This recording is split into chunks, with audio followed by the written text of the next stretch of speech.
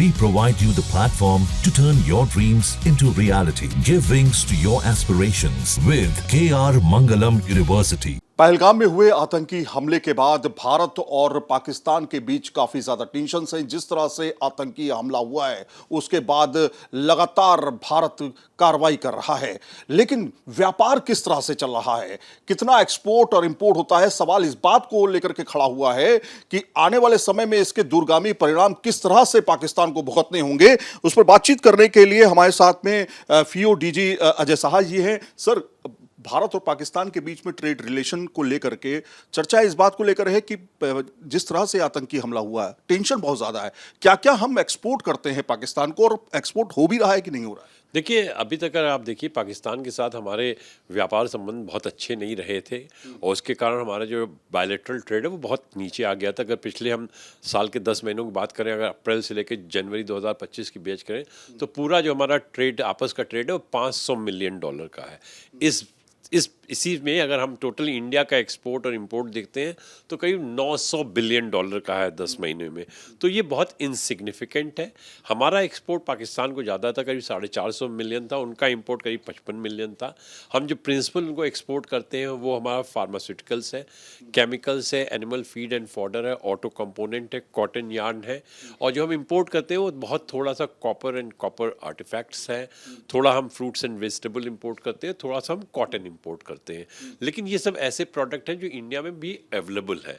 तो अगर जिस तरह की पहलगाम में हमला हुआ है और जिस तरह का हम लोगों ने डिसाइड किया है कि ट्रेड आपस में नहीं करना है, इसका इंडिया के ऊपर कोई भी असर नहीं पड़ेगा, बिकॉज ये ट्रेड ऐसे भी सिग्निफिकेंट नहीं था इंडिया के लिए।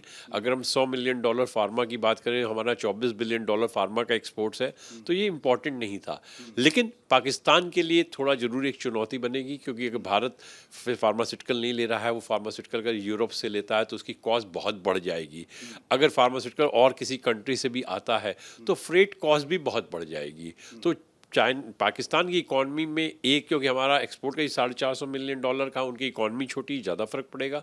हमारे ऊपर कोई फ़र्क नहीं पड़ता। हम अगर 450 बिलियन का एक्सपोर्ट करते हैं तो 450 मिलियन से हमारे ऊपर कोई भी फ़र्क नहीं आएगा। अच्छा, इसको थोड़ा सा एग्जाम्पल के तौर पे समझते हैं कि मान लीजिए कोई टैबलेट है 10 रुपए की, वो भारत से 10 रुपए में लेता है, तो आने वाले समय में उसको जो दूसरे देशों से उसको थर्ड पार्टी के तौर पे खरीदनी पड़ेगी, तो वो कितनी उसकी कॉस्ट बढ़ने की उम्मीद है? अलग प्रोडक्ट के लिए होगा, बट जनरली अगर हम फार्मा में देखें, हम इंडिया में वैल्यू वाइज सबसे ज़्यादा कॉम्पिटिटिव कंट्री है। सबसे कम में देते, सबसे कम प्राइस में देते हैं, इसीलिए इंडियन फार्मा हर जगह जाता है।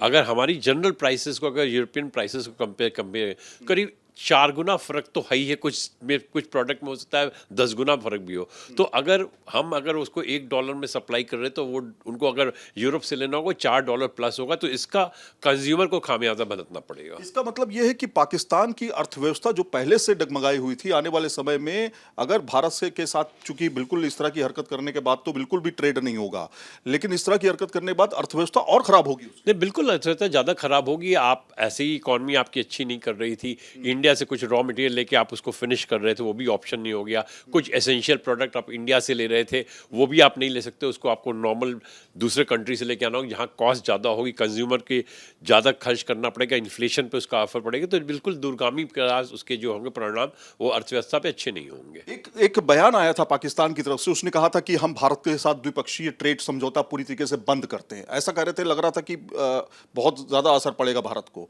है ना? ये उनका एक पॉलिटिकल पॉस्चरिंग सी, हमारे ऊपर कोई फर्क नहीं पड़ता। जैसे मैंने बताया कि अगर आप आंकड़े देखिए तो एकदम नगण्य है हमारे, अगर पूरे एक्सपोर्ट इंपोर्ट को आपको देखते हैं तो ये पॉलिटिकल है। अगर वो खुद जब रियलाइज करेंगे उनको क्या इम्पैक्ट हो रहा है, तो शायद उनको मालूम होगा कि उनका बयान कितना ही एक जल्दी में दिया गया बयान था, जो कि टोटली इररिलेवेंट बयान था। सर, आखिरी सवाल मेरा कि इस तरह की सिचुएशन आने के समय में अटारी बॉर्डर हो, तमाम जगह पे जहां से मूवमेंट होता था, खासतौर पे ट्रकों के माध्यम से, क्या वो पूरी तरीके से बंद है? आने वाले समय में कोई इसके ओपन होने की नहीं, अटारी बॉर्डर इस समय पूरा बंद है। अटारी से कोई इंपोर्ट एक्सपोर्ट नहीं हो सकता है। और जिस तरह के अटैक हुआ है, बिल्कुल हमने अपना जो नेशनल इंटरेस्ट में जो हमें करना चाहिए था वो हमें करना चाहिए था। उस बॉर्डर के थ्रू क्या आएगा, ट्रेड की चीज़ें आएंगी या कुछ और आएंगी, उसकी हमेशा आशंका बनी रहेगी, क्योंकि ट्रेड को अब हमेशा फैसिलिटेट करनी चाहते हैं। उस फैसिलिटेशन प्रोसेस में कुछ ऐसे प्रोडक्ट भी ना आए जिससे आपको हार्म हो। तो बहुत सही कदम है। अब ये हमें देखना है, पाकिस्तान ने बोला है कि हम ट्रेड नहीं करेंगे और इस तरह नहीं करेंगे, तो उनको कॉल लेनी। पिछली बार भी जब बात हुआ था तो उन्होंने बोला था हम इंडिया को MFN ट्रीटमेंट नहीं देंगे, वो कॉल उनके पास है। तो जिस तरह से शुरुआत उनके पास से की गई है, अब उनको रियलाइज़ होगा, और जब वो रियलाइज़ करेंगे तो जो फर्स्ट स्टेप लेंगे उस हिसाब से हमारी गवर्नमेंट भी उसको देखेगी। बिल्कुल। और कहीं ना कहीं भारत ने जिस तरह की तैयारी की है उसको देखते हुए न सिर्फ सेना के तौर पर बल्कि आर्थिक मोर्चे पर भी भारत ने पूरी तरीके से पाकिस्तान के लिए किलेबंदी कर ली है। वीडियो जर्नलिस्ट जैनिंद के साथ Syed Aamir Hussain, news nation Delhi. News nation अब व्हाट्सएप पर खबरों की ताजा अपडेट के लिए न्यूज नेशन के इस QR कोड को स्कैन करें।